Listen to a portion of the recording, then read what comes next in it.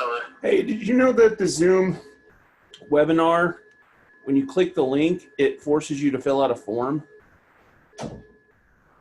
Yeah, we had that last time. Do you think that's impacting attendance?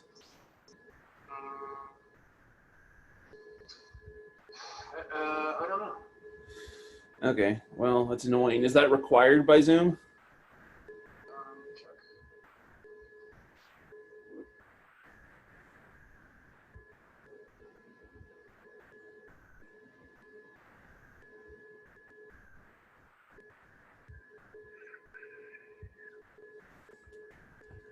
See, this is the thing. I don't see anything on here that's showing that. Let me see. Management. Like if I click it, it goes to webinar registration. Yeah. No, I get it.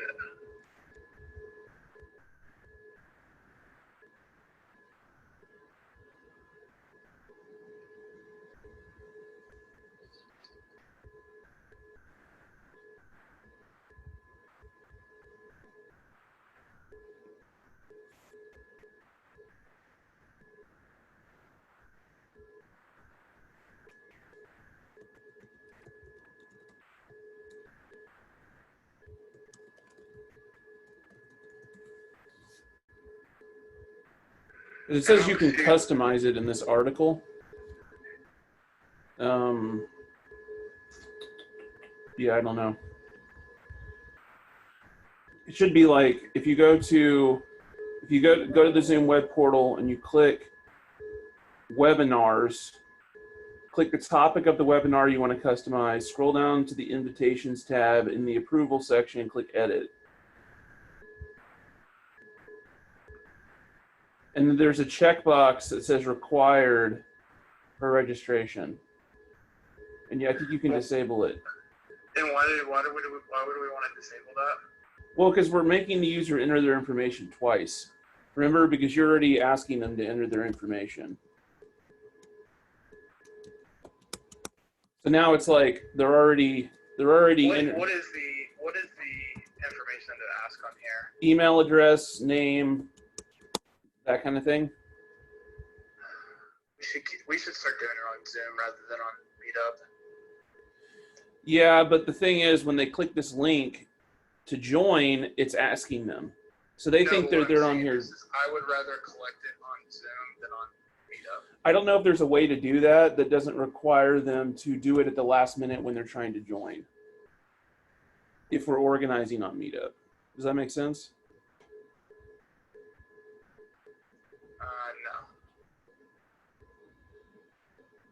No. So right now, like if you want to join a Meetup, like if you want to join an event that's posted on Meetup, then we ask for your information. Right. So what I'm saying is we disable it there and then we do it only on Zoom. Oh, registration isn't required. That's weird. Why is it saying it's not required? On what? Well, on the panel, it says the registration is not required.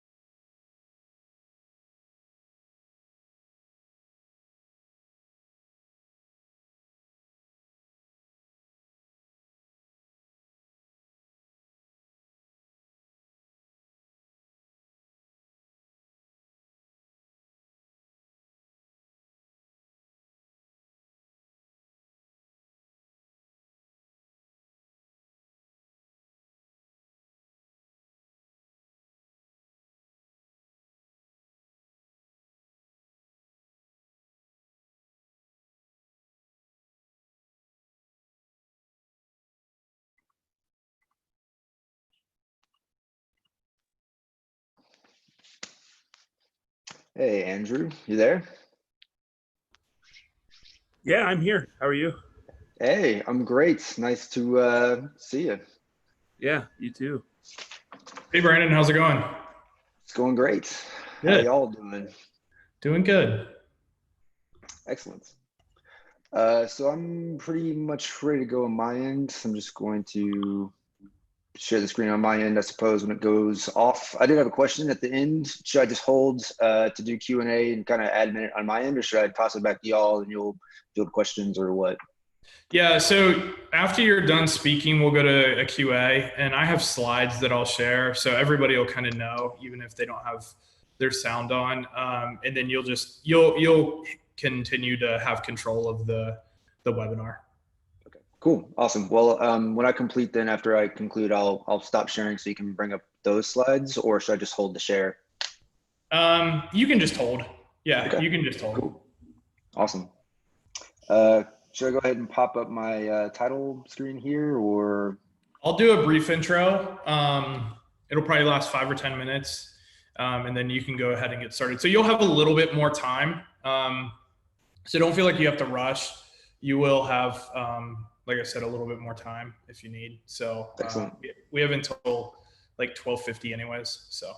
Great, cool. Well, I'll keep that in mind. So yeah, it should be about 30 minutes. If I go over, it'll probably be closer to 35-ish, I think. So cool, perfect. But I'll keep that in mind.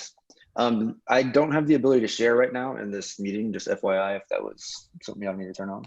Yeah, so I'll, once I do, let me actually get my screen ready.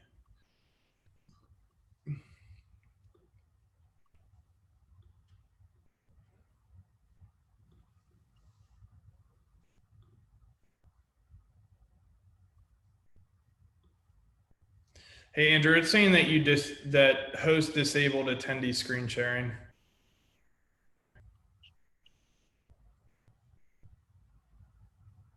Andrew, you're on mute. Sorry, did you need something? Yeah, it's saying host disabled attendee sharing. You're not an attendee. So yeah, I don't know what's going on. That's what it says when I try to share my screen, Andrew, is that it says it has the host has disabled. Oh, hold on. Oh, here we go. Okay. Yep. I'm just going to test my screen share here. Everything look good to y'all? Yeah. Sweet. Excellent. Well, I'm excited. I think it'll be fun. This is the first time running this talk, but it's something that I've kind of been kicking around in my head for a little while. So I'm looking forward to kind of beta testing it with y'all. Oh, nice. Good. Yeah, I'm excited to hear a little bit. If you don't mind, I think a lot of people would love to hear some background on like what your product does for your company as well. Yeah. I'll briefly mention it. I probably won't dive in too deep because I don't really have a whole lot of material on that overall, Yeah, but I'll kind of give the little, elevator pitch, so to speak, and I'd be open to answering any questions in the QA session that those come up. Yeah, that would be great. Cool.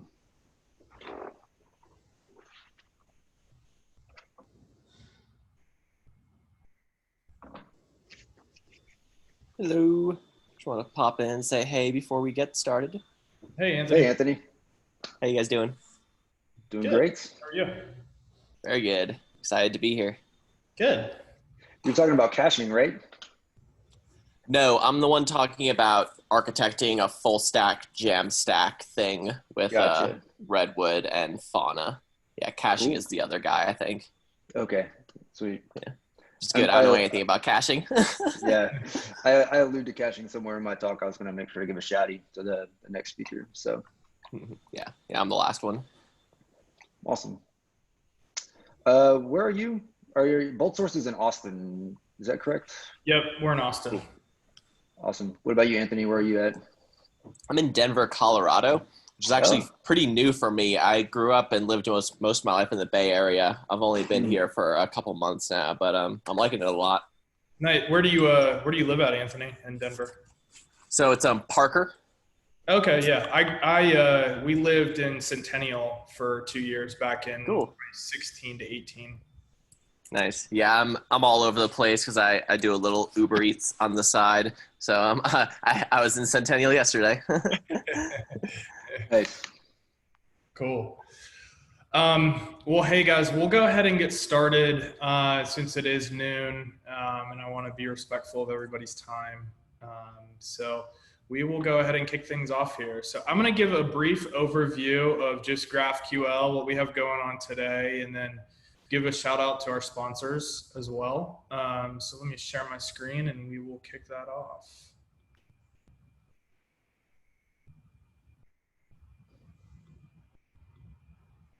Okay, can everybody see my screen? Nice. So welcome everybody to our second GraphQL Texas meetup. This is the Fullstack development, caching, and architecture behind GraphQL. And it's gonna go from noon to 2:30 tentatively. And then just a little bit about the host, BoltSource, which is the company I'm the CRO for. We also have our CEO, Andrew Ryan on. And we started GraphQL Texas about 3 months ago, and this is our second event. We had a great first event. We had a few speakers we had AWS, Graph CMS, and then one of our engineers from BoltSource on our first one. We had a lot of great success. So we want to continue doing these every single month. Another thing that we're going to start doing is React Texas, so React and React Native. We're going to start doing monthly events for that as well. So stay tuned. We're going to be kicking that off in October.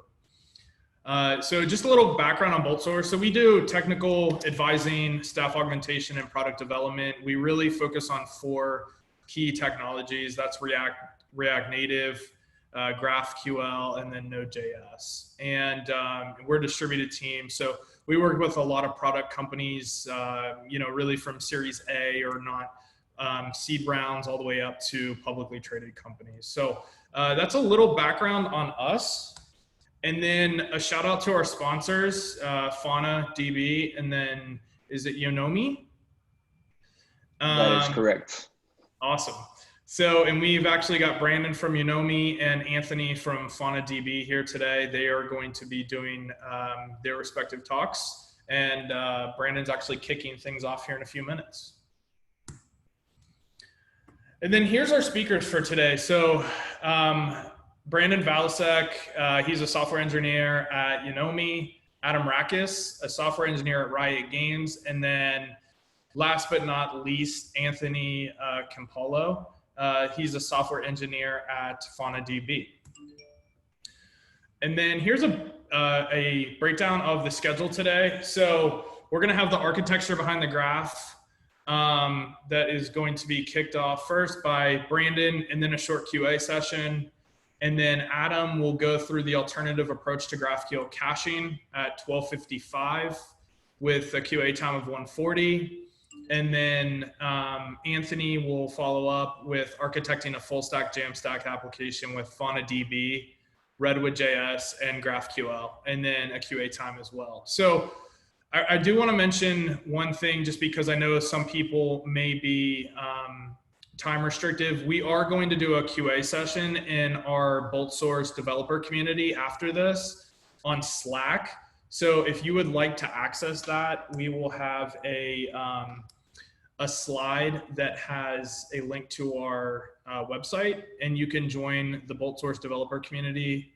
We just started it last month, so there's not a ton going on right now, but we're going to start picking up on that with QA, individual engineers coming in and doing QA sessions as well. So like I said, join after this event, and you can talk with some of our speakers today. So I am going to pass control over to Brandon, and he's going to kick things off.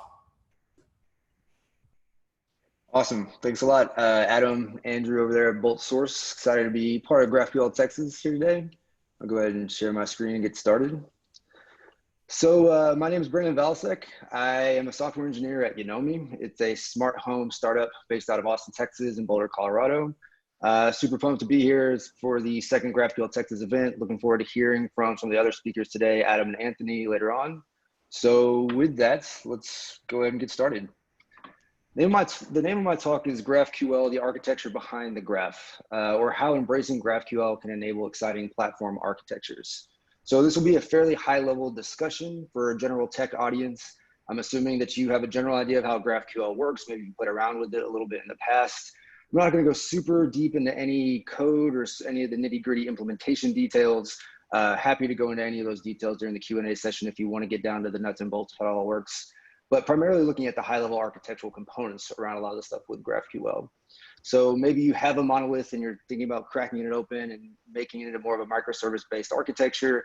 Maybe you played around with GraphQL a little bit in the past, or maybe you're using it right now and it's starting to get a little painful over time. So if any of those things apply to you, this will definitely be a good talk for you.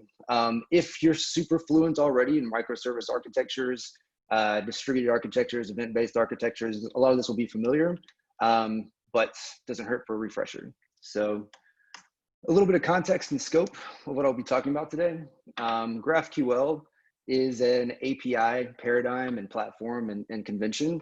I won't be talking about the client side at all. I won't be talking about mobile apps or web apps or anything that's communicating with a GraphQL API, but rather I will be looking at what happens when you adopt a GraphQL API and how does that change the way you can think about the way you implement and architect and build the platform that is powering that graph. So we'll start out with a quick little bit about me. I'll be going into something I call letting go of the canonical data model. This is introducing a different way of thinking about how we model our data that plays well with GraphQL. And it's a little bit of a departure from how you might be used to thinking if you built traditional kind of monolithic CRUD apps. I'll be talking about leaning into distributed architecture. What should our idealized architecture look like, or what should we strive for when we're building a cloud platform that has a GraphQL API in front of it? Also, GraphQL is pretty complex and pretty challenging. Being aware of the challenges and pitfalls and where some of the really hard tech problems tend to pop up is an important part as well when you're building a GraphQL platform. So I'll be going into that. And then I'll be wrapping it up with kind of my overall thoughts on all of that. So about me, like it was already mentioned, I'm a software engineer at Unomi. Unomi is a simple smart home integration platform. We make it easy to build killer experiences for the smart home. It's interesting because our product really is, in a lot of ways, the API, basically. So that makes something like GraphQL or just thinking critically generally about the product that is our API a really important part of how we think about our business, basically. I'm a full stack cloud platform engineer. What that means for me is that I've been in charge of designing, architecting, and implementing cloud platforms kind of from end to end. So that does include some front end stuff as well as back end, but also just having a say and being involved in all parts of the stack from end to end. I was a GraphQL skeptic. Originally, when I first heard about it years ago, I immediately saw the client-side benefits of being able to select the specific data that you wanted, all of the really great developer ergonomics around GraphQL on the client side. But I was very concerned about what a platform might actually look like if you're trying to build one of these things out. So eventually that came around, and obviously now I'm a big GraphQL fan, and hopefully I can maybe sway a few skeptics here today as well. Some stuff that I really like as of late, of course, GraphQL, TypeScript. I'm a huge fan of static typing, serverless stuff, especially with AWS Lambda, huge fan there as well. Microservices and distributed architecture. Those are the things lately that I've been super interested in. So let's talk about embracing the graph and what that means. The first thing that I want to talk about is this notion of letting go of the canonical data model, or getting us to stop thinking in this notion of bloated models and instead start thinking about composite entities. So I'll go into specifically what each of those means and kind of the differences between them, and really how the latter really is the kind of the approach you want to take when you're really leaning into GraphQL overall. Again, if you're already pretty familiar with and fluent with distributed architectures and kind of this very large microservice approach at scale, this should be pretty familiar to you. So what is the canonical data model? This is just a fancy word, really, of saying the one model that we use all over the place. So it is the user model, the post model, the device model, something like that. It's independent from any specific service or context because it is just isolated in its own little sense and used by multiple services. The idea behind this is that it's supposed to reduce dependencies and transform logic because there's the one way that everyone talks about these various pieces of your application's data, which sounds great, but the reality is at scale that tends to break down. So yes, it's great that we have this one single way of talking about things. Maybe it's simpler, but it ends up tightly coupling the services, the domains, our code bases to this specific one model. Over time, this leads to bloated tech debt. These models become a dumping ground as you add more and more features. You eventually get to the point where you have this very brittle, scary velocity black hole of a gigantic model because you have all these different separate code bases and services talking about and operating on some of the same sets of assumptions. So over time, eventually you'll just have all this stuff build up and it becomes a velocity black hole. And what I mean by that is developers and teams become scared of messing with this too fast or changing it too dramatically because they risk breaking something that is dependent on this gigantic model because they're not aware of exactly what's going on with it. It's difficult and impossible to tell really of what parts of your platform kind of depend on that concept. So an example of a canonical data model, a simple one in this case, is we'll go with a device. In our case, a smart light bulb. This is very relevant to us here at Yonomi with all the smart home stuff that we like to do. A bulb is very simple, can be powered on or off, can be dimmed. And let's just throw up a sketch of what this model might look like. Now, obviously, this is a very simple, tiny example. In real life, anyone who plays with enough REST interfaces knows that these responses get gigantic, and over time, this is the canonical data model that kind of builds up and gets large, right? But looking at the pieces of information we have here, we have basic stuff like an ID, an owner ID to represent the user who owns this device, whether or not it's enabled, it's connected, other information like how the device is actually configured, as well as things like the current state of the device. So this could be some properties reflecting what's going on at the device at that time. Now, if you'll notice, there are several different concerns all mixed in with this model. We have configuration information that's involved the life cycle of the device as it comes into our cloud. We have state information. This could be highly transient. This could be some event-based stuff that we're reading in. It could be part of transactional data as another part of our system. And we have connectivity information. So this would depend on the nature by which this device came into our system. Is it online? Is it connected to our IoT gateway? Are we aware that this device is currently working with the third-party vendor? So there's a lot of stuff that we've basically packed into there. It's not bad that we have all that, but anyone who's trying to interact with this device now has to be aware of all of these pieces and potentially can start depending on these pieces, which will slowly begin to couple all the pieces of your system over time, which can be a scary thing.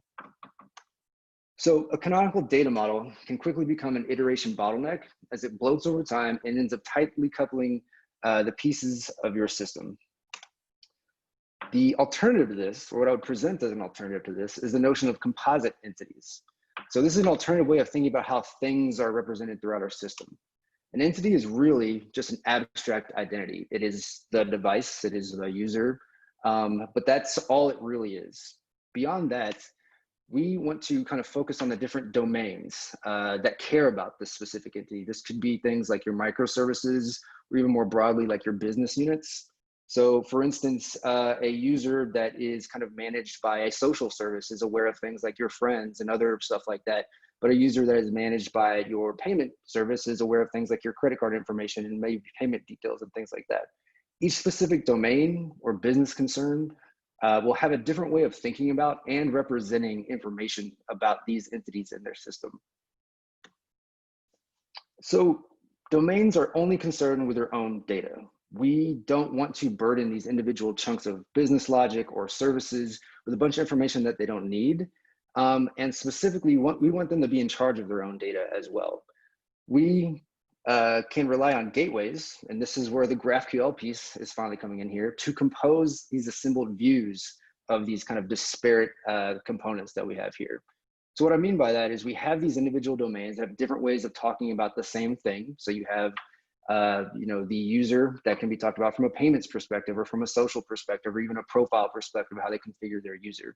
We want something in front of all of these things, or a gateway or GraphQL API in our case, to be able to assemble a view that is a composite version of what all that looks like. What's great about this is we can get rid of cross-domain dependencies. We can let each chunk of the business logic or each service focus specifically on what they need to operate and the information that they're aware of and is relevant to their specific domain without having to leak information throughout all the other parts of the system. What's interesting with this is we no longer have a single source of truth for what our entity actually is. We don't have that canonical data model. Now, this is the whole point, and that's okay. And this distributed notion of truth is actually a really important part of building distributed web applications at scale. You forego the ability to have a perfect and accurate comprehensive snapshot of what your entity data actually is, but that's okay because in reality, the truth is actually really distributed as well. A single entity can be thought of in various different ways across the platform overall. So what does this look like in practice? Let's go back to the smart light bulb example that I showed earlier with the canonical data model. If we kind of break down the concerns that we were looking at there, the various parts of that model that actually make sense, we looked at the configuration of the device, some various properties around that. We looked at the connectivity information, whether or not it's online or not. And we also looked at the device's state. This is the information about its current properties and what it's looking like in real life. If we take that canonical data model and slice and dice it across some of these things, what we end up with is 3 smaller, very focused models here. You'll notice that in the device configuration, I simply just have the relevant information there. Same for the IoT side as well as the state side. Each of these models has the same ID. That is really the correlating factor that is able to tie all these different projections of this information together in the same sort of way. But each individual service just has the information that it needs. The state service doesn't necessarily have to care about whether or not the IoT connectivity is currently enabled or when the last activity was there. It's really just concerned about the state. Same with the device configuration. Device configuration is separate from the way that's able to come online within our cloud, and so we don't need to couple that information if we don't have to. You'll notice that there's an enabled true flag there.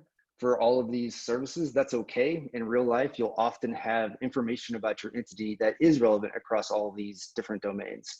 The way that's actually handled on the implementation side is really about embracing more of an event-based architecture, which I'll talk about in a little bit. So composite entities allow you to let each domain dictate the best way to represent a thing within their own local context. Now, GraphQL, which is what this is all about. These composite entities that I've talked about, these sort of these split apart representations of an abstract thing that you care about in your platform, we need to surface these composite entities as GraphQL types within our graph. You'll look here on the right side, you'll see that I have a basic mocked up query that I have here of asking for a specific device by its ID. And you'll notice that I'm asking for all the information that we've been talking about that's here in our system. GraphQL allows you to write query resolvers to answer a query, and that's very much so like an RPC style, just answering a single response. You can do a little bit better than that and build type-based resolvers, where you're resolving the entire type all by itself. So every time you resolve a device, say, out of your graph, it's resolved the same way. But most GraphQL server implementations also allow you to go even further, more granular than that. You can actually resolve things on a per field basis, which is great for us because we've started breaking out these composite entities into specific fields that we care about from different services. So what I mean by that is if you look at the model that we have here and you look at this query that exists, we have all this information coming from these different services that we've been walking through here.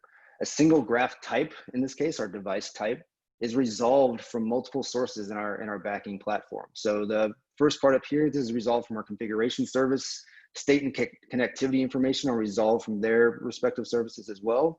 The owner ID is also able to come back directly from that configuration service.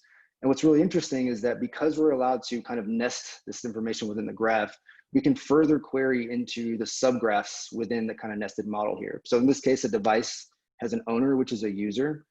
None of our device services that we talked about in previous slides know anything about how a user actually works. We just have a user ID. It's just a foreign key to a different part of our system.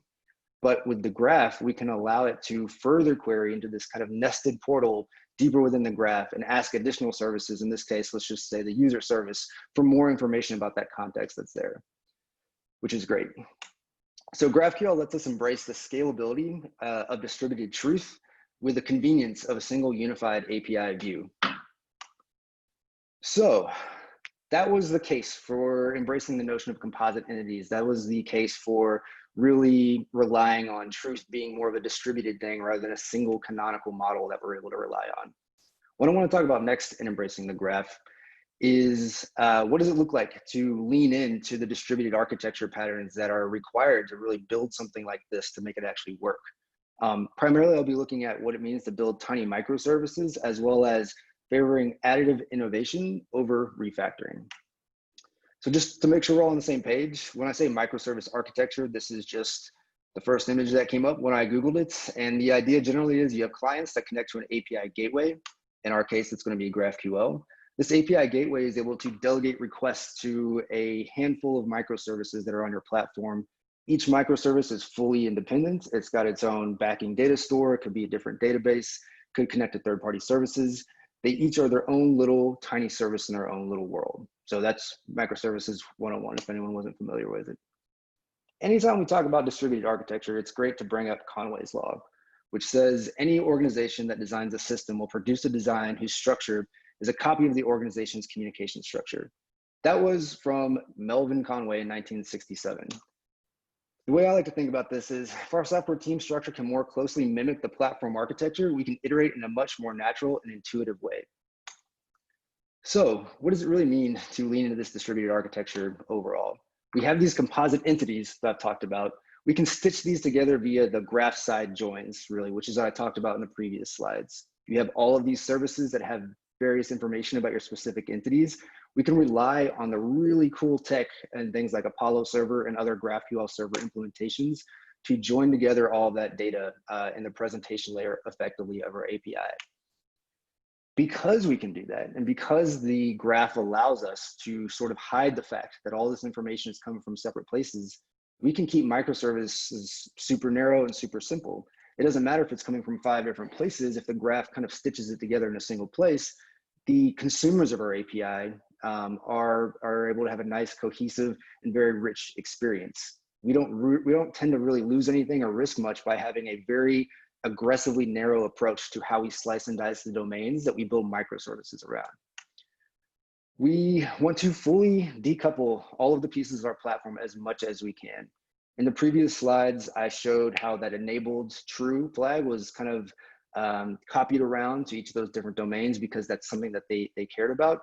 Instead of relying on some sort of canonical data model or cross microservice communication, we need to heavily invest into event-based patterns to have this kind of eventually consistent distributed notion of truth. Event-based patterns and event-based architectures are one of the most important things when it comes to building a highly scalable distributed architecture.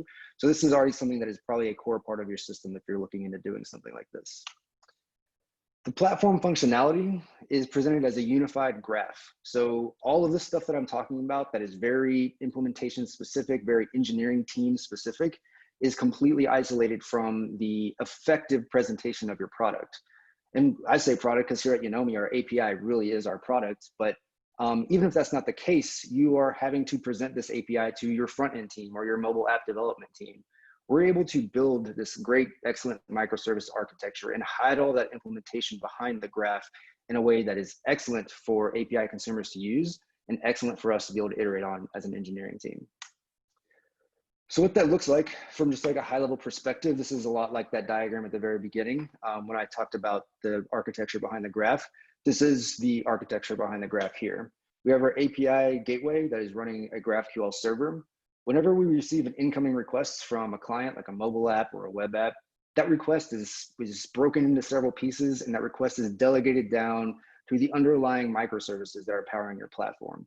You'll notice that each one of these services has its own little copy of various pieces of data, all associated with the same ID. This could be things like the device connectivity, its configuration, and its state information, say. Each of those domains really is only aware of those individual pieces, but from our API's perspective, we'd like to present this unified notion of what this actually looks like. Whenever that request comes in, the request for information from the microservices is delegated out to those individual services, and the graph threads it all together for us and presents a nice unified model to the client, to your mobile app, or to your web app. Embracing GraphQL really allows us to fully lean into a highly distributed microservice-based architecture. The other thing I brought up that's great about doing this is we're able to iterate rapidly, which is one of the most important things, especially in a software startup, especially in a cutting-edge field like smart home and automation. New functionality can be independent from existing work. Whenever we're able to slice and dice things into tiny microservices And when we can do that without impacting the way that our API feels or the way that our ultimate product works, that is excellent, because engineers can spin up greenfield work really quickly. If you have new features, spin up new services, basically. This way, you're not blocked by existing technical debt or other teams that are working on existing feature sets or anything like that.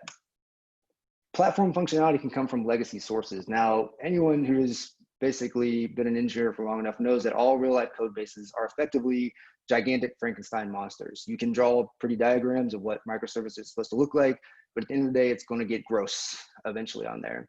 The graph allows us to combine all of this old functionality with the new stuff. We can take legacy sources, maybe that's a crazy monolith, maybe that's some old school application that's still sitting there in your cloud, and we can build alongside that in parallel, brand new greenfield stuff, microservice stuff, go all in with serverless, which is what I like to do, without having to refactor the stuff that's already working. You don't have to refactor technical debt that is already working and doesn't have to change if you don't have to. There's no real intrinsic reason to refactor.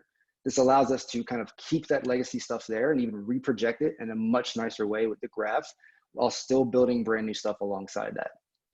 Now, and again, this is a really excellent way of combining what most real life code bases are, which is a very interesting timeline of the tools, technologies, and trends as engineering teams come and go inside of an organization.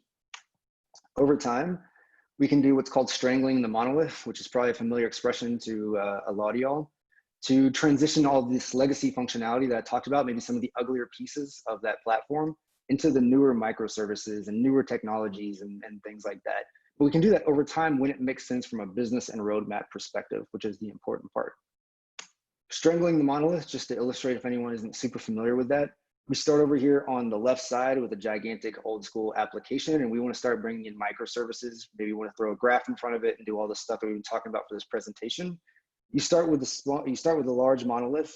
Over time, you break out pieces of that into a brand new cloud over here, say covered with GraphQL, that has a little bit of that functionality of the monolith broken off into its own standalone microservice. What's great here too is you'll notice throughout this roadmap and this timeline that in addition to paying down our technical debt by breaking off pieces of this monolith, we're able to, in parallel, build brand new features in greenfield environments with new technology and clean code bases. This is all happening in parallel, and it can all be threaded together by GraphQL on the front end as well. So with the help of GraphQL, we can favor rapid innovation and quickly develop new features without getting bogged down with legacy refactors, which in a lot of ways is absolutely the dream. So, did away with the canonical data model, embrace this distributed lifestyle, but it's not always a walk in the park. There are tons of challenges with working with GraphQL, as anyone who's done this for long enough will tell you. So, resolver runtime execution can be complex. That is absolutely an understatement. And anyone that is on my team when we rebuilt the GraphQL server a few months ago can attest to that, because things can get pretty crazy. Now, in a traditional Express or other sort of REST backend server, you can look at your controller code that's handling a request, and you can generally in your head know exactly what's going to happen. You'll make a few calls, maybe you'll do some formatting and some validation, and you're done, basically. The execution pipeline for handling a graph query, especially very complex, very nested, sophisticated queries, can get very gnarly very quickly. It is extraordinarily important to have excellent observability, surfacing instrumentation around query times and hot paths within your resolution stack, more or less, and just really be aware of all the ways that the code base is interacting at the graph level. Now, there's tons of interesting implementation details around things like data loader and some other techniques you can do around batching that really solve a whole lot of these problems, but that's exactly what it is. It's a lot of interesting and complex things that we need to solve for. In addition, schema and resolver patterns have a wide design space. What I mean by that is that there's a whole lot of wiggle room in exactly how you manage and define and iterate on your schemas, where those schemas live in terms of both like the business organization and even the code, and also the way that we actually go about writing our resolvers and how those are coupled to the schema. So that's good to have a large amount of design space. It means that we can be flexible. And here at Unomi, we've definitely pushed some things in some very interesting directions because of that flexibility. But it also means that there's a lot of stuff you'll do that won't work, or directions you'll go that'll end up being pinning yourself into a corner and having to rethink your strategy when it comes to some of this stuff.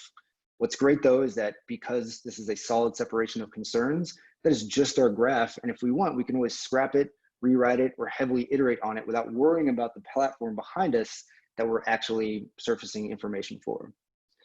At some point, your graph is going to get extremely big as well. It's going to get very complex. You'll start wondering if you can then breaking the graph off into smaller pieces and looking at things like federated graphs. So there's a whole lot of stuff if you start pulling on these threads. Other challenges and pitfalls, caching can be challenging. I believe Adam is actually going to be talking about caching later on today. So I'm definitely interested to see what he has to say about that. We don't have network level caching, or at least it's extraordinarily difficult because GraphQL is handled through a single endpoint just using post calls. We can't really benefit from any network level caching on those requests. Query execution can be compute heavy, especially if you're doing large transforms, especially if you're dealing with a huge amount of data.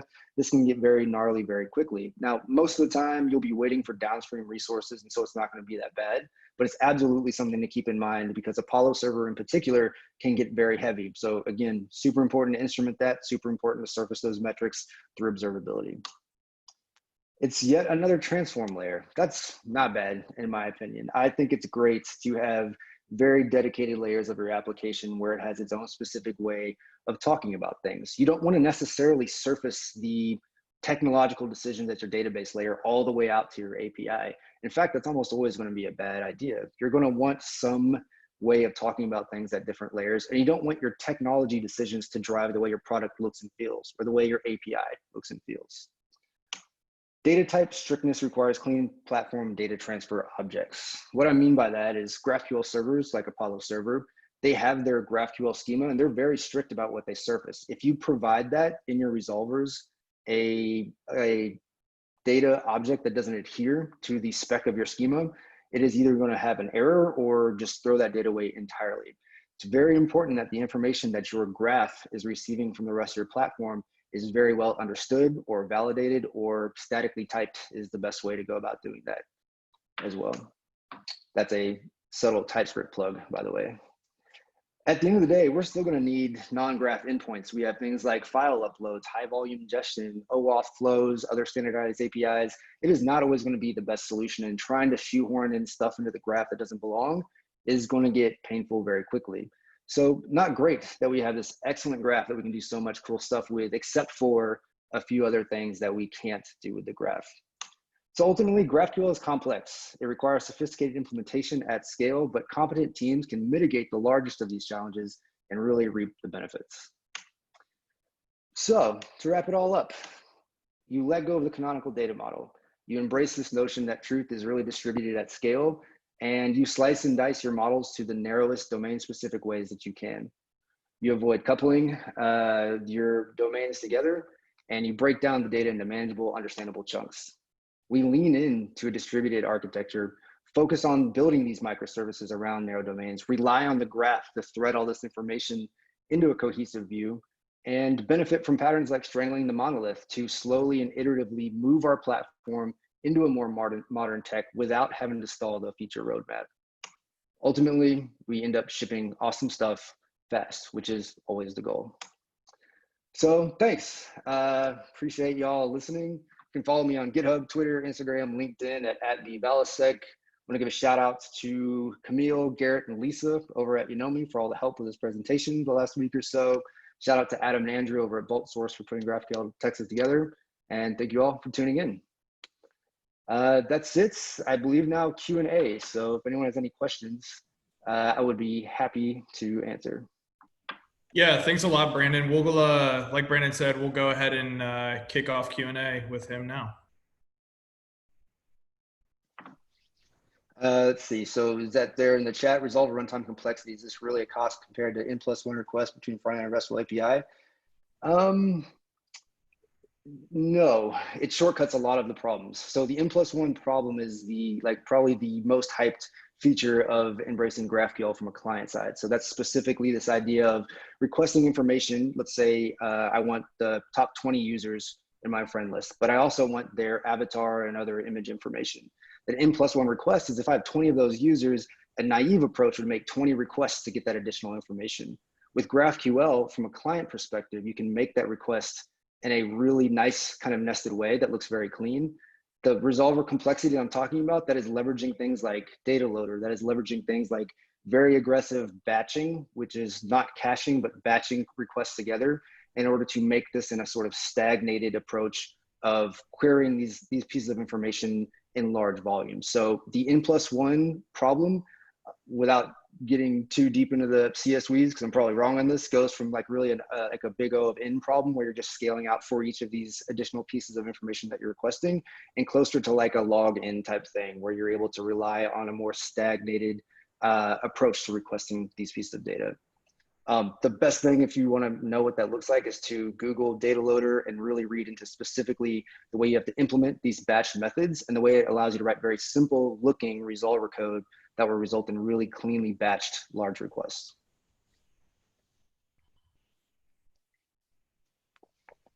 Can you explain how the Graph API gateway communicates with the microservices? Are services responding directly from the DB? How's that typically formatted? So that's going to depend on how you're building out your cloud, right? So I can speak for how I like to build stuff, which is heavily leaning on the serverless side of things. So the API gateway is exactly that in AWS. It is a serverless managed API gateway that can delegate down to serverless Lambda functions that can execute these requests.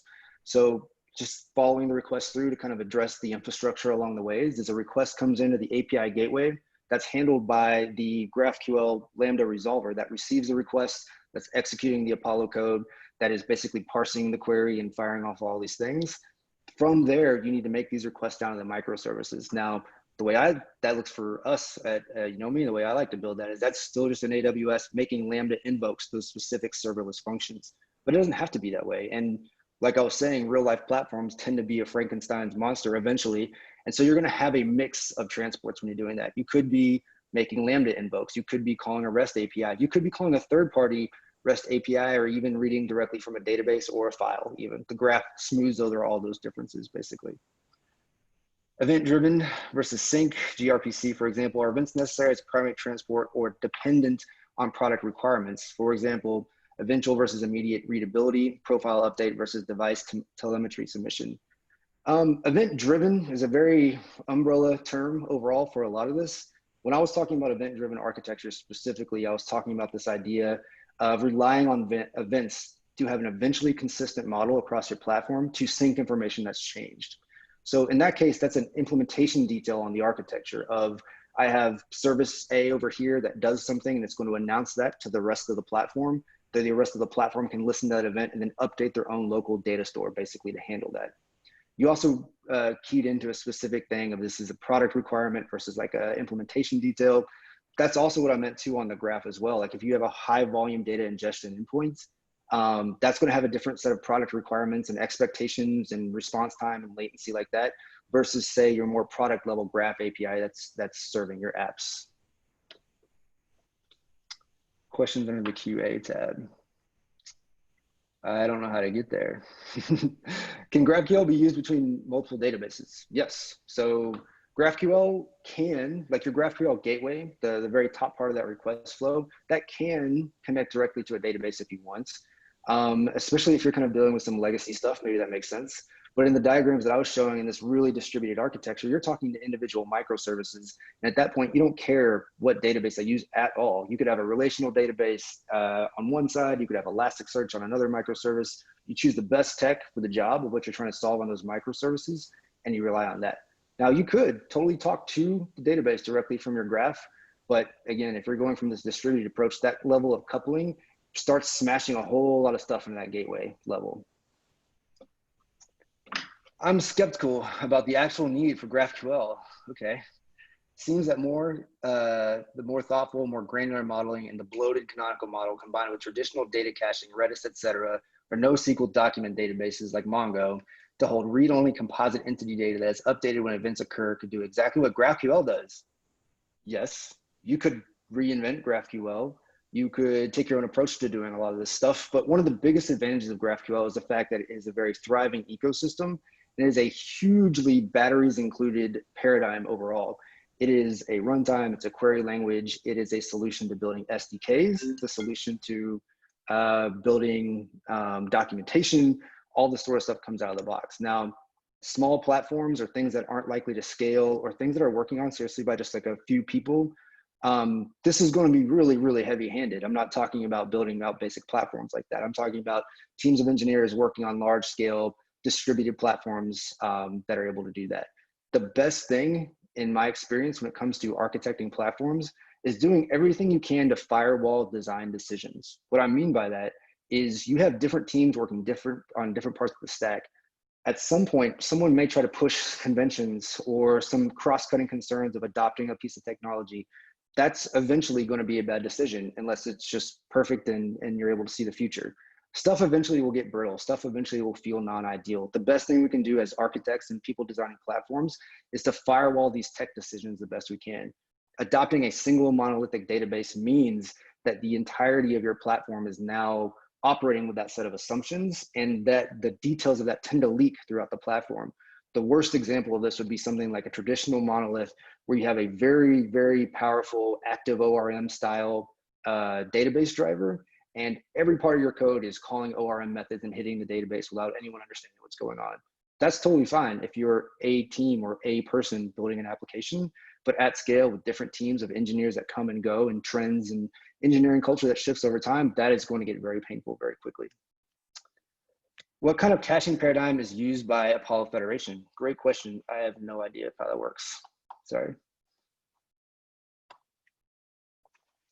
What are your thoughts on having ID be a foreign key versus each separate object having an explicit foreign key and its own unique ID? I'm not exactly sure what that means.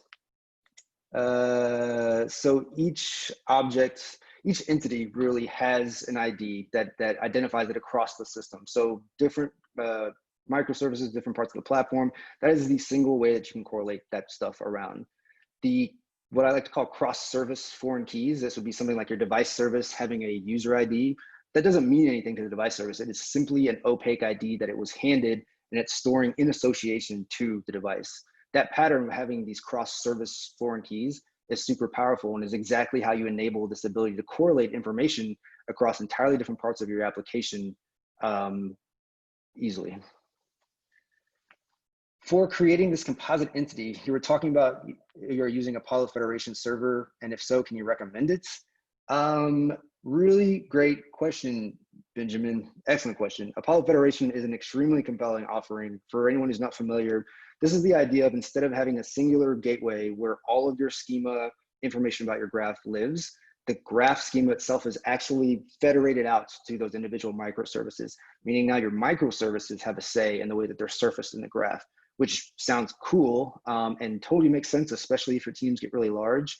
But at the same time, you're foregoing a little bit of one of the greatest advantages of GraphQL, and that is basically forcing you on a technological and business and product level to acknowledge and define and explicitly state what is the surface area of my platform, what are the operations that I can do, and what does my data look like when I surface that.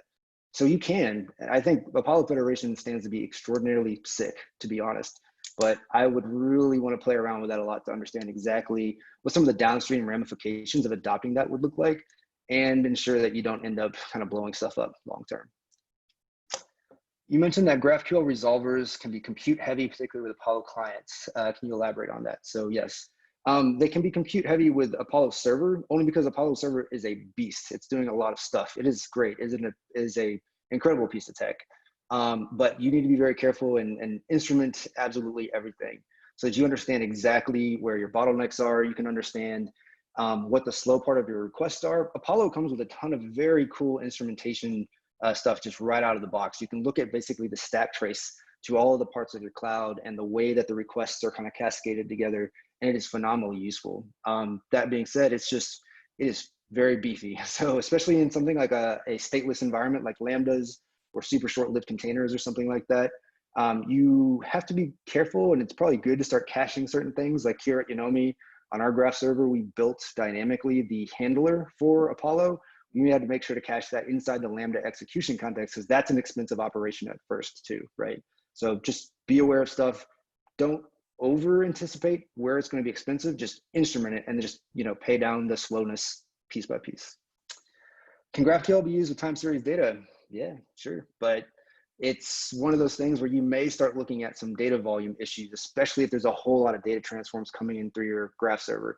This is where I think you can start suggesting that maybe this isn't something that belongs in the graph. There's a lot of cool approaches I've seen and even experimented with like creating your own views, basically. So you use the graph to provide query information and filter parameters and all this sort of stuff to build a view that you then get back an ID for, that you can make a traditional fully network cacheable GET request to large volumes of data. What's great about that is you're able to share these views around. They can benefit from all of the traditional, REST caching approaches and scalability approaches. And it allows you to offload all of that traffic off of your graph, because your graph request is going to be several magnitudes of 10 more expensive than a very simple GET request, and millions of times more expensive than a cached document on an edge somewhere on a CDN, right? Good question. Awesome. I think that's on time. So Adam and Andrew, if you want anything else. Oh, can GraphQL be used with HTTP2 based protocols? Great question. I hope so. That would be pretty sick. Awesome. Thanks, y'all. Appreciate it. Looking forward to the next speakers. And I think I'll hop in the Slack channel as well if anyone has any other questions. Otherwise, you can reach out to me on all my social channels. Thanks. Cool. Thanks so much, Brandon. I can actually, sorry, this is Andrew. I can actually speak to Kevin's last question. Can GraphQL be used with HTTP2 based protocols? GraphQL is transport agnostic. So if you want to use like long-lived connections, there's nothing stopping you from doing that. The servers also use it, like Apollo server, for instance, and Apollo client. They allow for pluggable transport, so you can transport requests however you see fit. Express also supports HTTP2 out of the box these days, I believe. So you can actually use Express just as is, and the transport becomes completely transparent.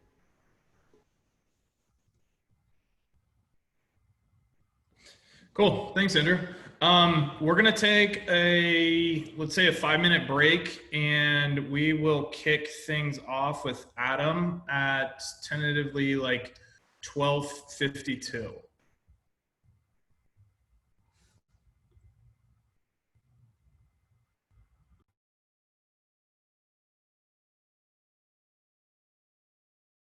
Yeah, and in the meantime, just go to boltsource.io. There's a little QR code that you can actually scan on the bottom right of this slide, and you can join the community Slack channel there. There'll be a QA after the event as well.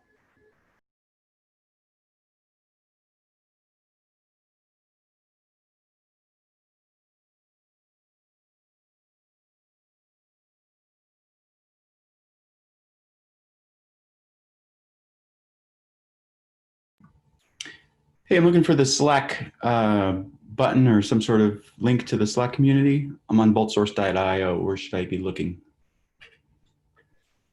If you go down, if you just scroll down to the bottom, there's Join Bolt Source Community, right above the blog content.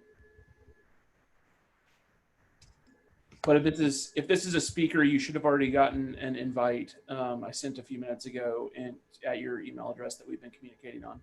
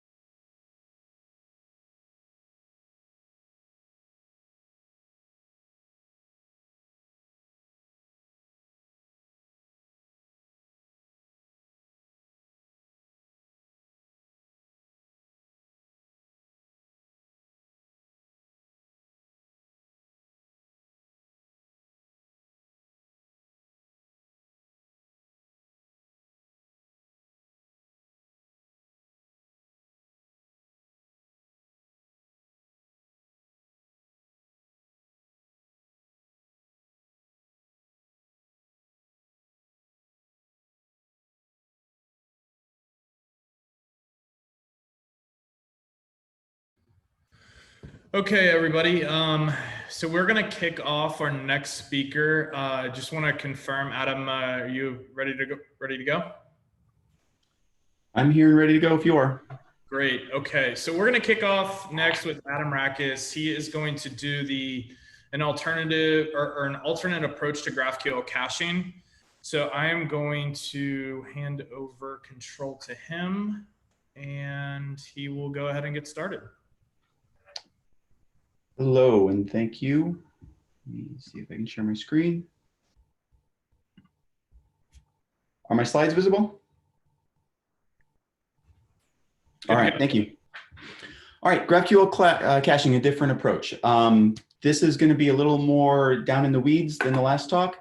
This is going to be more for web developers, especially folks who have used GraphQL at least a little bit. It's going to be a little bit React-centric, but if you are not into React at all, that's totally fine. There's still a lot in this talk for you. This is me. I'm a software engineer at Riot. There's my Twitter handle, and that's where I am at GitHub. And I mentioned the latter because you can find these slides in the micro GraphQL React repo. And if you look at the README on that project, you can actually run these slides. There's a link to the slideshow already running. So if you want to see anything in here, you can just hit up the README for the GraphQL client I'm about to show you towards the end of this talk. Okay, so I just want to preface this talk by saying that every GraphQL client has trade-offs. The point of this talk will never ever be about identifying which client is better than the others. That's just a meaningless thing to even ask. They're not better, they're just different. And I'm going to talk about some of the trade-offs that other clients have made that have frustrated me in the past and sort of motivated me to build the client that I'm going to show you towards the end. Just a little bit of GraphQL 101 that's going to help us out here in case anyone didn't know. So this is what a GraphQL query might look like, the simplest query imaginable, and it's going to send us back some data. There is a cool little thing built into GraphQL where you can add this __ type name to it, and you don't have to implement that in your schema at all. It's just built in, and when you do that, when you add that type name in, your results from the server are going to now include type information in your result sets. And that is how, and there it is. So that's the type of the actual query packet. And then each individual object in your result sets are going to have that type name identifying the type of it, book or book query result sets, whatever it's called. And that's how GraphQL clients implement caching. If you've used GraphQL clients like Urkel or Apollo, you don't usually pass your query right to the query hook. You usually have to attach some sort of tag template literal to it.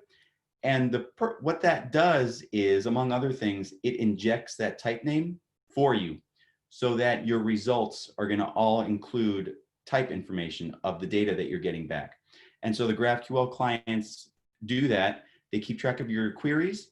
And as they're storing the data, they're going to cache it based on those types. And when you run mutations, it's going to also inject that type name for when you get the results of your mutations back.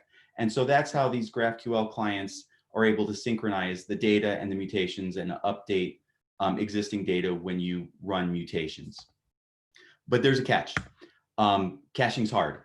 I don't know if anyone has ever noticed this or pointed it out or made a joke about it, but caching is a tricky thing to get right. The previous talker even had a bullet on this. Yes, caching's hard and it can go bad quickly. So now I want to go through the two main sort of caching stories in the GraphQL ecosystem today. I'm going to start with normalized caching, and then I'm going to go to a GraphQL client called Urkel and talk about how both of those do caching and some of the trade-offs that they make. So let's talk about normalized caching first. These bullets are going to be a little bit high level, but there's going to be lots of examples to follow. So with normalized caching, every item in whatever result sets you're getting back are going to get stored by ID and type conceptually. And then the result sets themselves, they don't actually store the results. They just store a list of IDs contained in that result set. And then when you mutate an item, it just updates it in the cache and everything gets updated. I know that's probably hard to follow, but here's some examples for you.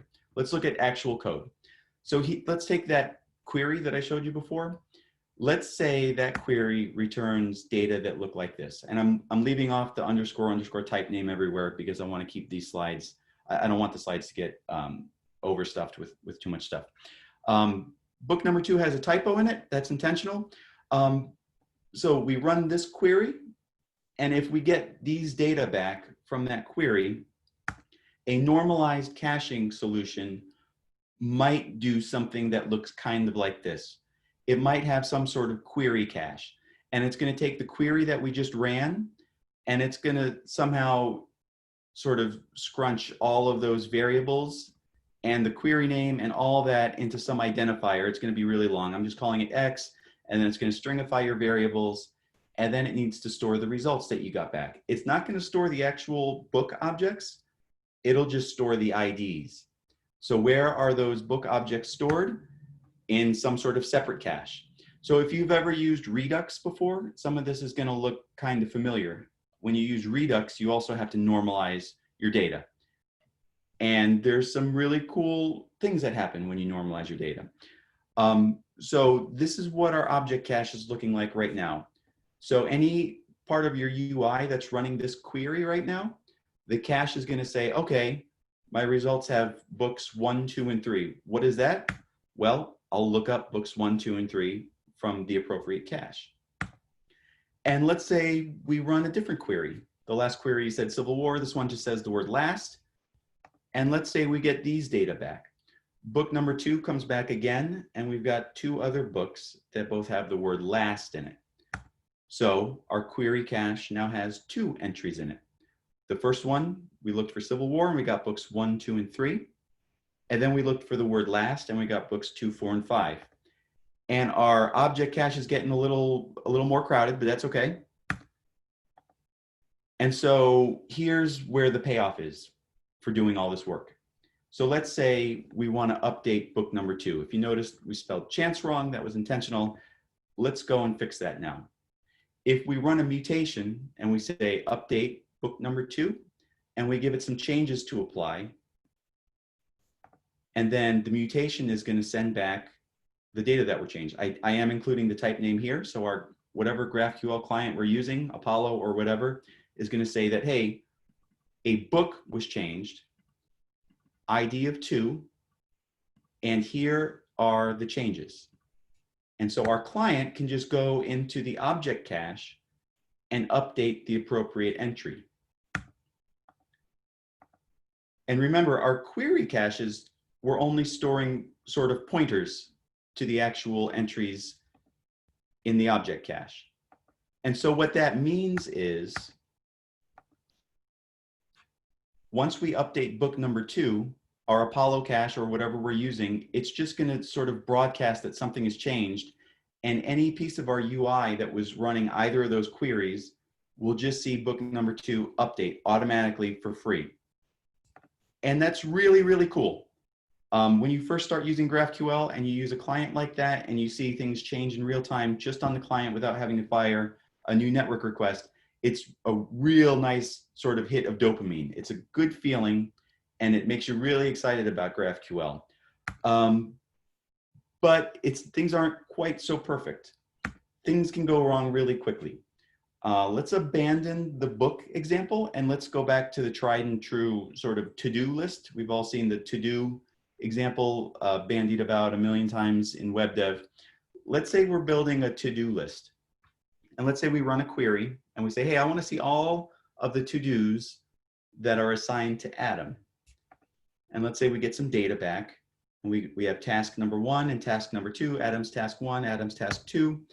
And let's say we run a mutation and we say, hey, I want to update task number 2. That one actually should be assigned to Bob and not Adam. And so the normalized cache is going to go in and update task number 2. I'm not going to walk through every single step before. The query cache exists like before, but we're going to update our object cache. Task number 2 is going to update, and now it's Bob's task, and the assigned to is Bob. And our query cache is unchanged, right? This was the query that that we ran, task assigned to Adam, and it still contains the same 2 pointers. They're not really pointers, it's just sort of a metaphor. We can think of them as pointers to the entries in our object cache. But this is bad, right? Because task number 2 is no longer assigned to Adam, it was assigned to Bob. It should have been ejected from the result set, not updated. Of course, GraphQL clients that use normalized caching, they have escape hatches to deal with this. In my experience, they are not easy to work with. They're hard to get right. Don't take my word for it. Don't walk away from this talk saying that Apollo is too hard to use. I'm not saying that at all. Just sort of, this is a problem with normalized caching that you have to be aware of. Anytime you're filtering data and then editing that data based on the filter conditions, this is something that you're going to run into and you're going to have to manage it. And so just sort of be aware of that when you're considering GraphQL clients. Does that mean normalized caching is bad? No, of course not. The clients do have escape hatches. Check them out, see if they suit your application's needs, because that's really all that matters. You might be building a web application where this isn't even a concern for you, in which case Apollo is going to be amazing, and I urge you to use it. Let's take a look at a different caching approach. There is a GraphQL client called Urkel. It was made by this magnificent human being named Ken Wheeler, personal friend of mine. That's him in New York.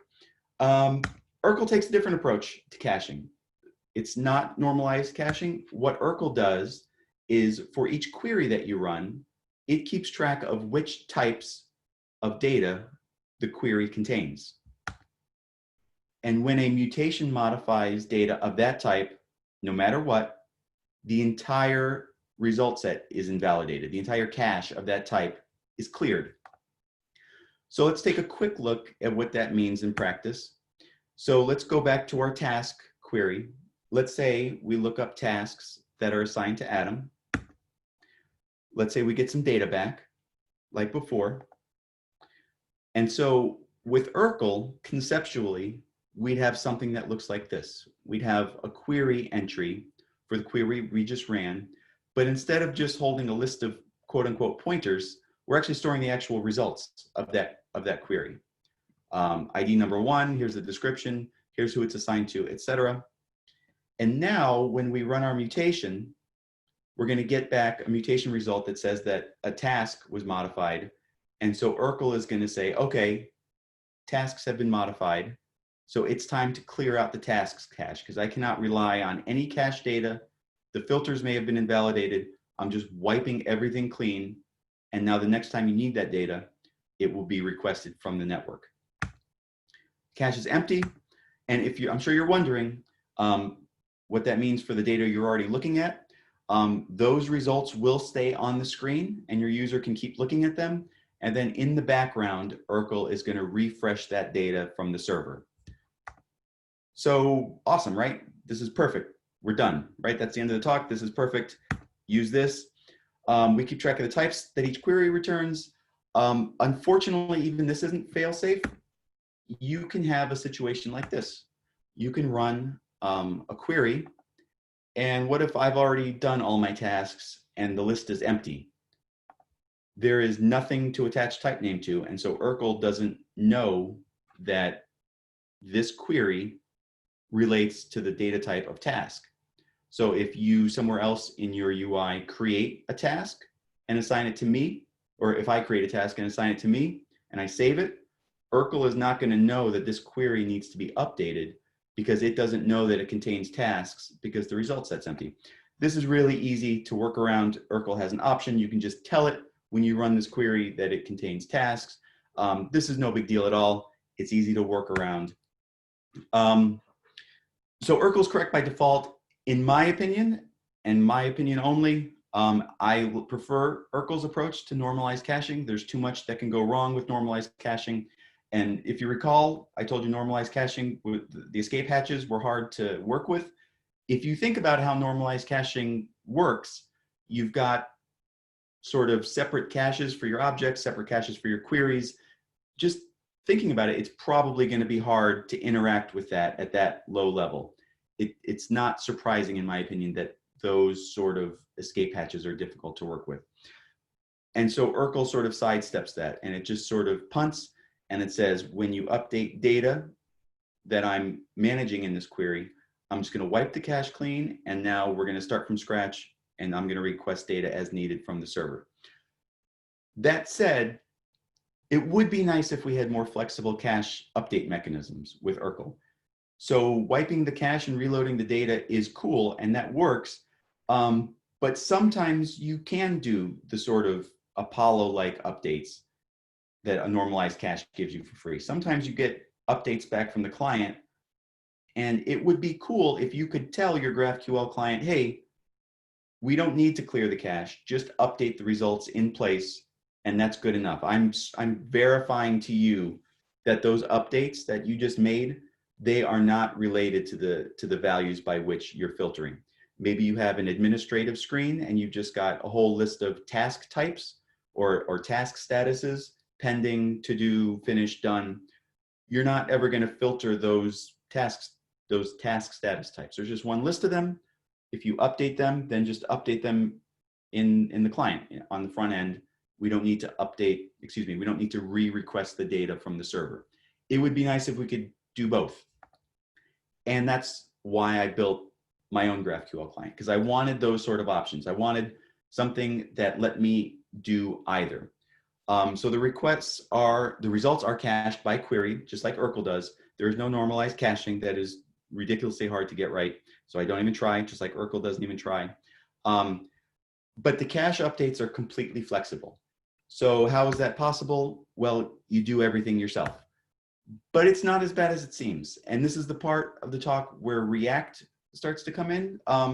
But any modern front-end framework, Svelte or Vue, they all are going to have something along the same lines as hooks. So this can apply to any front-end framework. The front-end, the client that I built is built specifically for React, but the concepts I'm talking about, you could, if you wanted to, build them for any JavaScript framework. All right, let's take a look. Here's a few terms that I made up. I don't know if these concepts have canonical names already. If they do, I apologize. But hard reset is what Urkel does, as far as I'm concerned. I gave it that name. I don't know if it already had a name, but if I say that I want to hard reset my cache, I'm going to clear my cache out, and I am going to reload whatever queries are already on the screen. If I say that I want a soft reset, that means I'm going to clear my cache, but I'm not going to re-request the current results. I'm just going to update them optionally. I'm going to say, all right, the results you're currently looking at, I'm just going to update them on the screen, but the cache is cleared. And if you come back to those results, I am going to make a fresh request to the server. So from a UX perspective, maybe you're looking at a list of tasks, and maybe you do reassign task number 2 from Adam to someone else. I'm going to leave it on the screen for you. So it's technically incorrect, but maybe you decide that when you reassign a certain task, you'll just leave it on the screen with the new assigned to, rather than have it vanish off the screen immediately. But anytime you come back to that query, you will get fresh data from the server. And of course, this client will let you just update the raw query cache if you want. All right, let's take a look at some code. This is a React component. Let's pretend that we have some sort of books component. It's going to request some data. And then starting on line 13, it's going to pull the book data out and then render some HTML starting on line 15. It's JSX, but pretty similar. And if anyone's noticing the crazy syntax on line 13, that's the sort of conditional operator that was just added to JavaScript a few months ago. And the question mark is sort of a null coalescing operator that was also recently added. Okay, but we're not concerned about those things. So here's how my client works. It's got a use query hook, just like any other client is going to have. You give it the query on line 3. You're going to give it some variables on line 4. But here's sort of the secret sauce. Here's where you specify what you want to happen when you mutate some data. You say on line 6, hey, whenever any mutation happens, I'm going to give you a regular expression based on the result sets that come back from the mutation. And then you give it a callback. And the client will call your callback, and it will inject some functions that you can call. It'll give you a hard reset function that does what I said. It'll give you a soft reset function. It'll give you a reference to your current results. And it will give you some other things. There's only so many columns on the screen here. It'll give you access to to the entire cache if you want it. It'll give you a refresh method if you want to just refresh the current view. And then you do whatever you want. But we don't want to, if you're thinking, hey, that is a ridiculous amount of bloat and I can't possibly use this to write application code, it'll be ridiculous. I'd rather deal with normalized caching. Yeah, I hear you. But hooks can sort of clean a whole lot of that boilerplate up. And if it wasn't for React hooks, this project would be a lot less feasible, I think. So let's say let's take a closer look at that books component. And let's say we want to just hard reset. Anytime you update or delete or insert any sort of book data, we just want a hard reset. Okay, so I am going to give my on mutation here. Oh, and right now I'm giving it a single object. If you want to do different things based on inserts and updates or deletes, you can also pass an array of objects. Either one is fine. But if there's just one thing, you can just pass an object. So on any update, I'm going to give it my callback on line 8, and I'm just going to run the hard reset. And let's say we have some other data, some other component that uses a different kind of data. Maybe there's a subjects component. It's going to be pretty similar, right? So similar, in fact, that the only thing that's different other than the name of the query variable, these are basically identical except for the type name that we're injecting into the regular expression. What if we just sort of parameterized this hook based on that type? And hooks makes that really easy. We can just make a hard reset hook that takes in the type and also the rest of the variables that our query hook wants. And it will, as I said, inject that type into the regular expression for us and then call hard reset. And so your application code looks a lot better than it did before. You call that hook just like you do the regular query hook. You just pass it the name of the type. But even that's really ugly and hokey, and it's not very type safe, and it's just annoying. You don't want to be passing that string in everywhere. But more hooks, right? Why not just partially apply that type name? Why not just in some sort of centralized utility file, you can define the hooks that you need for the various types that you have. There's hopefully not going to be too terribly many of those types. Why don't we just make a hook specifically for books or subjects and partially apply those types up here? And now we can use it and we don't have to pass that string to represent the types. And so that's cool. I want to pump the brakes a little bit. We haven't really done much of anything. Hard resetting isn't complicated, and it's what Urkel already does out of the box for free. So all we've done so far is just build a more complicated version of Urkel. The value added is when you want to start doing some of the other use cases. So again, the value added is, what if you don't want to just hard reset all the time? What if you want to do other things? If you want the flexibility to do other kinds of updates when mutations come in. And so let's take a quick look at one of those. Let's look at soft reset. And the code's going to be a little scary at first. So here's what a soft reset query might look like. We take in the type like before. We've got our regular expression just like before, but the callback's a little more complicated now. So we need to get the updated records. So you may have updated a single item, or you may have done a bulk update, I'm assuming. This is for my GraphQL schema. You can update one or update multiple objects. So get the objects that were updated, however many there were. And now for each of them, pull them out of the current results and update them. And yes, I know this is an n squared. If that's, you're probably not updating thousands of objects. And if you are, you can find a cleverer solution than this, but this is probably going to be good enough. And then once you update your current results, you can call soft reset. And that's going to clear your cache out, but it will leave your current results alone. So this is a use case I found myself wanting when I update an item. I wanted them to just update on the screen and stay there, but get ejected from cache.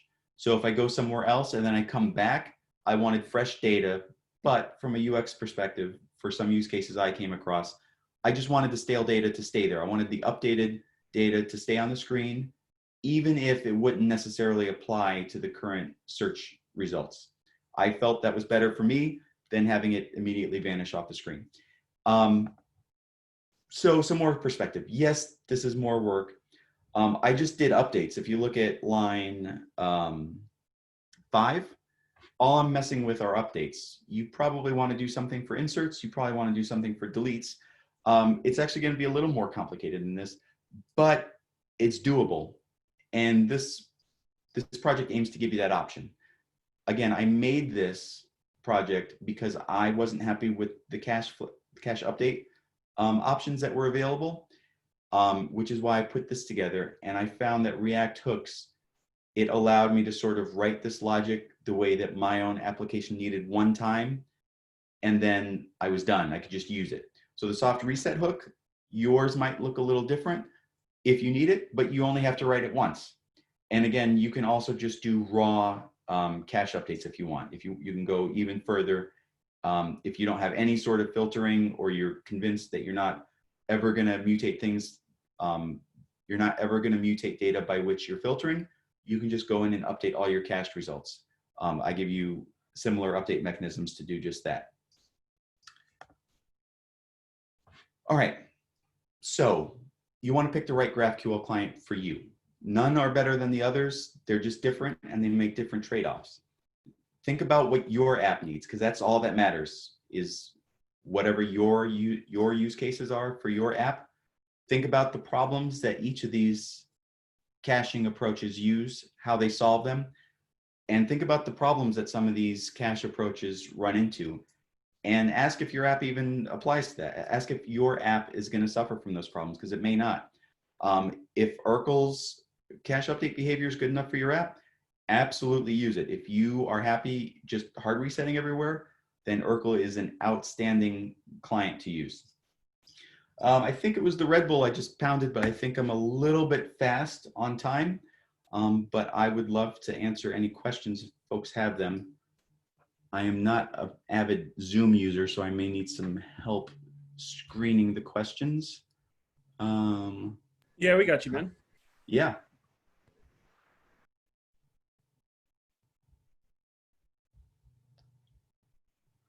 I've got the GraphQL Texas Slack channel open as well.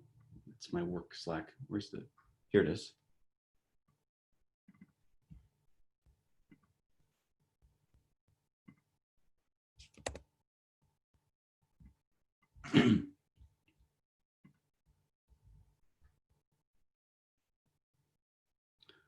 All right, I've got the GraphQL Texas channel open. And is there, oh, there's a chat in here. Let's take a look in here. Let me move this over. Can GraphQL be used with time series data? I don't know. I'm guessing that would be hard. I don't think GraphQL would be a good fit for that. I would think you would want some sort of WebSocket to just keep streaming your data in, but I could be wrong. That's not an area I have worked with a lot. Where are you seeing that question, Adam? There was, Go ahead. Go ahead. I think that was a question from the last talk. I'm not sure where you're seeing that. Oh, I think it was. I didn't look at the timestamps because I'm not smart. Okay. Got it. Okay. All right. Well, I've got the Zoom chat open and I've got the Slack open if there's any questions. Otherwise, it has been fun and thank you for having me. Yeah, for sure. Thank you so much, Adam. It was a great talk. Thank you. I'll be around the Slack channel if anyone does have any questions for me. Cool. Thanks a lot, Adam. Hey, thank you. Okay. So yeah, we are pretty early on the next talk with Anthony, but why don't we go ahead and kick that off if you are ready. What are your thoughts, Anthony?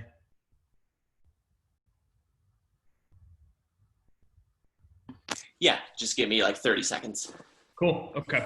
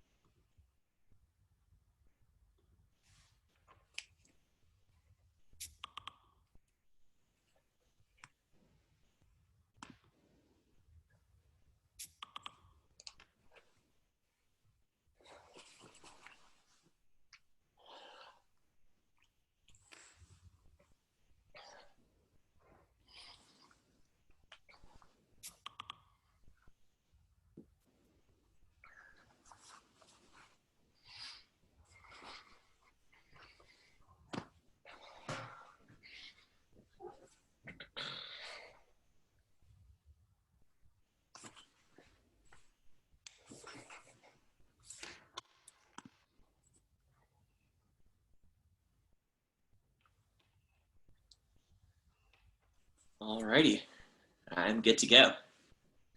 Awesome. Okay, so Anthony's going to be kicking off architecting a full stack Jamstack application with FaunaDB, Redwood.js, and GraphQL. So I am going to pass over control to Anthony now.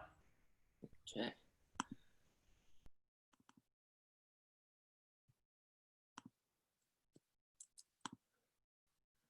All right, cool. So my name is Anthony Campolo, and I'm going to be talking about architecting full stack Jamstack applications with FaunaDB, Redwood.js, and GraphQL. And I wrote an article about this. So here's kind of all the resources. There's a GitHub repo. There's the actual deployed site that I'm going to be showing you. And then the article there, this was done through Fauna's Write with Fauna program. And you can basically apply to submit any sort of article. And after I did that, they said we have a Speak with Fauna program. So I'm here with the Speak with Fauna program. I'm actually not an employee of Fauna. If they wanted to hire me, that'd be great. But as of now, I'm just speaking for them, about them, kind of showing stuff I've built with Fauna. And then if we look over here on the form, this is a really useful resource if anyone wants to see the process that it took to kind of build this. So I went back and forth with another Redwood.js contributor, David Thryson, and he had done a similar type of project. I think it was with Contentful. And so as I was building out this project, he was kind of helping me out with it. We went back and forth, and if you want to see kind of what it took to get here, that's what it is. And then there's the slides there as well. So let's just talk about first what Redwood is, and then we'll talk about Fauna. Fauna is the database, and Redwood is like our front end framework. So Redwood is a full stack serverless framework for the Jamstack. And what this means is that it's serverless by default. So it's set up in a way where it's going to be deployed to an AWS Lambda. I'm going to be deploying it with Vercel, and it's Jamstack because it's based around the idea of having static files globally distributed across CDNs. And that's been a thing for a while for our like blogs and any sort of like really front end heavy things. But with something like Fauna, now we can do that with our database as well, because Fauna is also a globally distributed kind of serverless database. And we'll talk about that more once we get to the Fauna section. So Redwood is a team of 4 core contributors, Tom Preston Warner, Peter Pistorius, Rob Cameron, and David Price. And a quote that may or may not have been taken out of context: Redwood is the best framework ever created, if not the culmination of nearly 80 years of computer programming methodologies. Rob Cameron, Redwood.js Core. So this is, you know, a little bit of a joke, obviously, but Redwood is this really cool new type of React-based front-end framework that also has a back-end. So this is the architectural diagram, and we're gonna break this down and talk about what kind of each part means. The most important thing is what's on the left. So we have our web folder, which is our front end, and then we have our API folder, which is our back end. So let's look at the front end first. If you've ever used Create React App, then this may look a little bit familiar. It has a public folder and a source folder, and your source folder, it has an, you have an index.html and index.js. So you're gonna have a kind of root component that's going to be loaded into your HTML div like you would with most kind of single page applications. And the main, so you have pages, and as you see here, we have just an H1 tag, and then you can see that at the top, the Redwood.js plus Fauna, and then our post cell. So this is where our GraphQL query comes in. So if we look at our post cell here, we have on the left, that's our actual query. So we're doing a query for posts, and then we want to get the title of each post. And I'll talk about why that data object is there once we look at our schema definition language. But just intuitively, if you've worked with GraphQL before, this should look very familiar. It's a very basic query. And so our query is named posts, all caps, and then below that is the actual query. And on the right, this is what makes cells kind of unique. So it's a concept introduced by Redwood, and the idea is that we want to have our data fetching be declarative.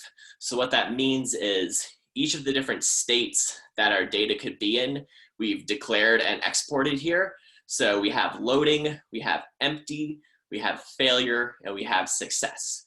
So those should all make sense. Loading is if we're still waiting on the data to arrive from the server. Empty is if we ask for some data and it's just an empty array, we don't have anything in it. And then failure is if there's some sort of error, 400 or 500, and we can get it passed back through that error object. And then the success state is when you actually get the data. So if we look at our success state, we're using object destructuring to pull out the data object from posts. And then we're mapping over the data object to pull out each post title. So in the return statement, we have an unordered list, and inside the unordered list, we're mapping over the data, and then we're creating a list item for each post title. So this is where all of your front end data fetching GraphQL query stuff is happening.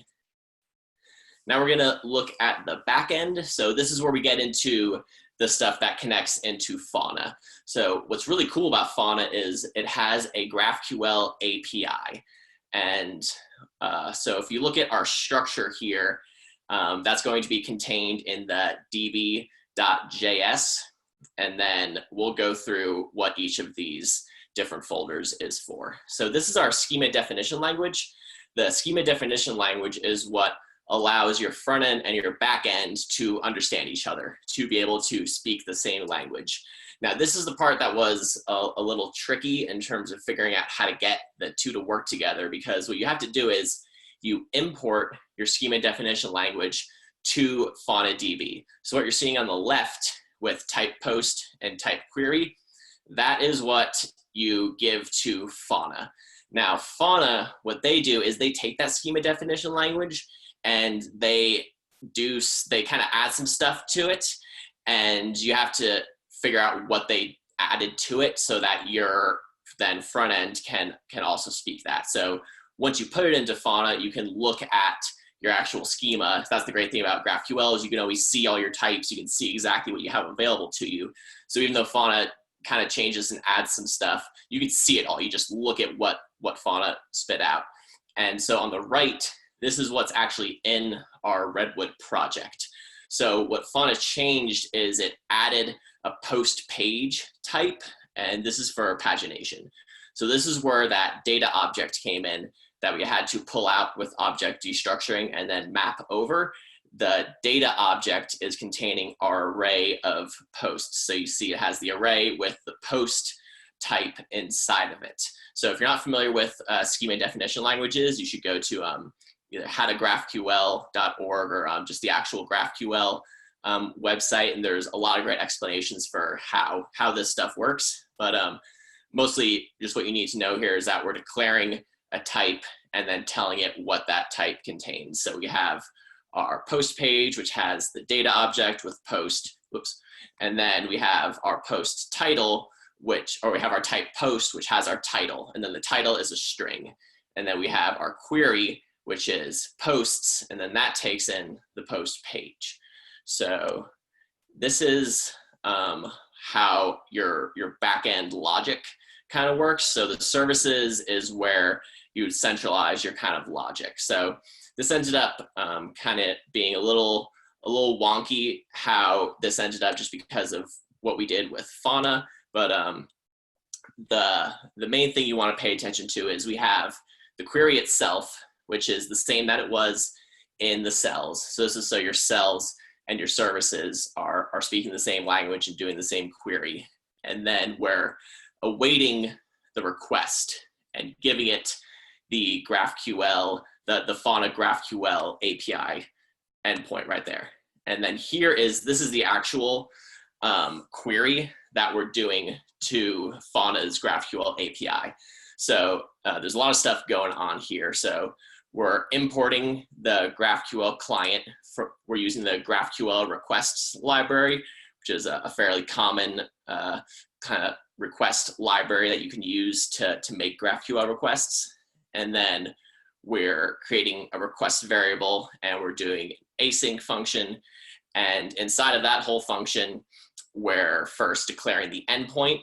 So that's the graphql.fauna.com/GraphQL. That's the endpoint. And then we're creating our GraphQL client with the new keyword, and then passing in both the endpoint and then also our authorization header. So this is how you are able to authorize yourself and say, I have permission to access this database. And when you create your database, you can create a key, and process.env.faunadb_secret. That is where it's pulling out the key from your environmental variables. So I'll show you that later on when we look at the Vercel deployment. But we have headers, and then inside the headers, you just have authorization and then bearer plus. So all that's doing is just taking bearer and then concatenating on whatever the secret key is that's inside your environmental variable. And then you are doing a try catch just to hit the endpoint.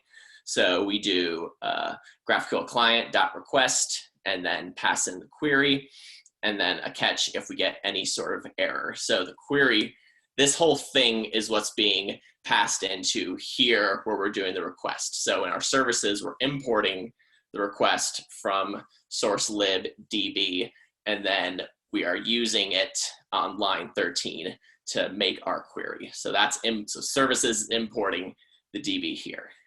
And then the functions, this is where all of it is sort of brought together in terms of your backend. It brings in your schema, and then it brings in your services, and then it finally brings in your database, and it combines all of that into a single GraphQL handler that is then deployed on AWS Lambda.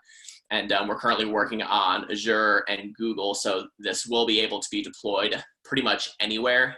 And this is what's really fascinating about Redwood, is that it's serverless by default. So this comes out when you just when you create your Redwood app. So I didn't write any of this code. You don't have to change any of this code. This was kind of just the default that's already there. And then you select what database you want, you decide what kind of queries you want, and then you tell it what your schema definition language is.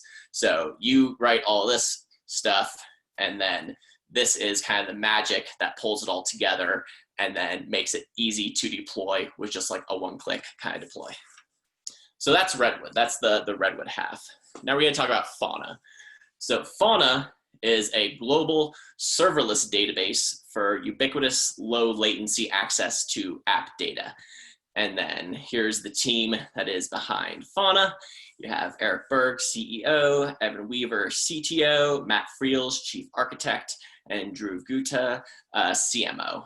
And Evan was one of the original developers who was scaling Twitter, and a lot of what he's built with Fauna is very influenced by the scaling issues he saw with Twitter, and the idea being that he wanted to create something that could be easily used by any sort of company who's scaling up. And that's why Fauna is such a natural fit for Redwood, because they're both based around this kind of serverless, scalable by default model. So what we're going to be looking at here is going to be FQL. So FQL is what's called the Fauna query language. It's a little bit like a Lisp. If you've ever used something like Scheme or Clojure, those are Lisps, and it's like just functions inside of functions inside of functions inside of functions. So it's lots of parentheses and kind of chained functions. So it can be a little strange the first time you see it if you've never kind of worked with a language like that before. But once you kind of get the feel for it, actually, I really like Lisps, so I think it's super cool. But I know this is a really big pain point for a lot of people who come to Fauna, so it's worth mentioning. So at the top, we're doing the create collection and giving it a name, and the name is post. So we're creating a collection called post. So if you've ever used something like MongoDB or other document-like databases, Fauna is similar in that you create collections, and then inside the collections you have basically they're kind of like objects that are like key value pairs. And you can also put indexes on it for retrieval and search and things like that. So at the top we see the command, and at the bottom that's what you get back. And this is what you would see if you were using the Fauna shell. You can use the Fauna shell from your terminal, or you can go to their website. They have a really great dashboard that makes it really easy to do all the stuff, even if you're not that smooth with the terminal. So it gives you a ref. That ref is collection with posts inside, and then it gives you a timestamp, days, and then the name. So after you create a collection, you can put documents in there. So we're creating a kind of, it's like a blog post with just a title. So when I was building this, I wanted to make it as simple as possible, because just connecting the two of them was going to be fairly complicated. So this is really just a kind of proof of concept to show how to stitch the two together. So I just wanted to just create a list of titles and then render those titles on the screen. So we're creating a title here, and then at the bottom you can see it gives you all the information for that title. Then here, this is just kind of giving you a couple more examples of what you can do with FQL. This shows you how you can create multiple documents at once. So we're using the map command, and then we're using lambda, and then create collection. So if you've ever done like a map function in other languages, it's the same idea. So we're mapping the post title to each of them. So we give them the post titles, and then you want to map a post title onto each post. And then on the right, you see it gives you both of those two titles that we created. And then here we're creating our index. So the index is what's going to allow us to query our posts. So we're just creating an index called posts. So that matches up with our schema definition language that we did before. So the posts contained just the title. And then you see on the bottom, we get the index, and it gives you the source, so you know what collection the index goes with. Cool, so those are all the slides. So now let's take a look. All right, so this is the GitHub. So if you actually want to see the code that's all in a project here, this is where you'd want to go. My GitHub is AJC Web Dev. And if we go to the API, we go to source, and then we go to lib and database. So this was the slide I showed you where we had our Fauna secret key in the process. And so that is being used here on Vercel. So now this is where it is deployed. So if we go to settings, this was the kind of one-click deploy that we have now with Redwood.js. So you have different framework presets that, things like Jekyll, Nuxt, Sapper, all those kind of like things that do static site generation or other things. We now have a Redwood.js one. So it gives you the exact build command you need and development command, and it does everything for you. And then here, if we look at our environmental variables, this is our FaunaDB secret. So we got this from faunadb.com and then put it in here, and then you can see the value is encrypted. So this is the Fauna dashboard, and here is the Redwood Fauna project. So as we saw before, we have our collections, which has a post collection, and then our indexes with posts. So if we look at collection, we see the documents, and if we look at indexes, we see the documents as well. And this is the actual site as it's deployed. So anyone can go to this URL right here and they will see this. And just to kind of prove that this is all connected and working, we're going to go in here and we're going to create a new document. So the document is an object with a key and value. So the key is going to be title. And then we're going to say, don't mess with Texas. $2,000 fine for literal. And then we are going to save that. And then here, refresh. And there it is. So as you saw, it was loading for a second, and then it came once we had the data. Now let's take a look here in our developer tools. So this is what we got, just as we were showing. It has the UL, and then each of these are list items. And then if we go to network here, we can see GraphQL request is happening here, and it's status 200, type fetch. And if we open that up, we go to the bottom. This was the query we defined in our cell. It has posts in all caps, and it's doing the posts query, which is pulling posts data, title, and then type name post. And then if we look at the actual preview, here is the data object we're getting, which contains posts, and then big data object with the actual posts. And then each of them have a type name. So the type name is post for each of these. And then this big data object, the type name is post page. And yeah, that's the presentation. So does anyone have any questions about that?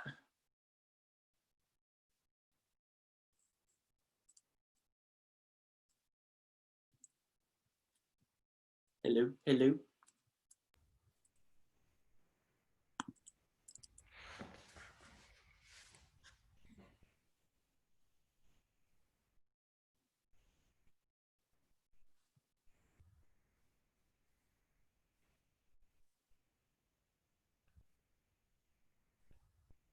All right. Well, yeah, like we said, you can ask Anthony questions over on Slack. We appreciate your time, Anthony. It was a great talk, and yeah, that pretty much wraps up the second event for GraphQL Texas. And we will be doing another one probably. Let me see here. Probably the last week in October, and then I'm pretty sure we tentatively have the React Texas meetup, our first one scheduled for the 15th of October. So go and join our meetup group over there, and be on the lookout for more updates on GraphQL Texas. And I want to say thank you to Anthony for his talk, Adam for his talk, and Brandon for his talk. And thank you to Yonomi and FaunaDB for sponsoring the event. All right. Thanks, everybody. Have a good rest of your week.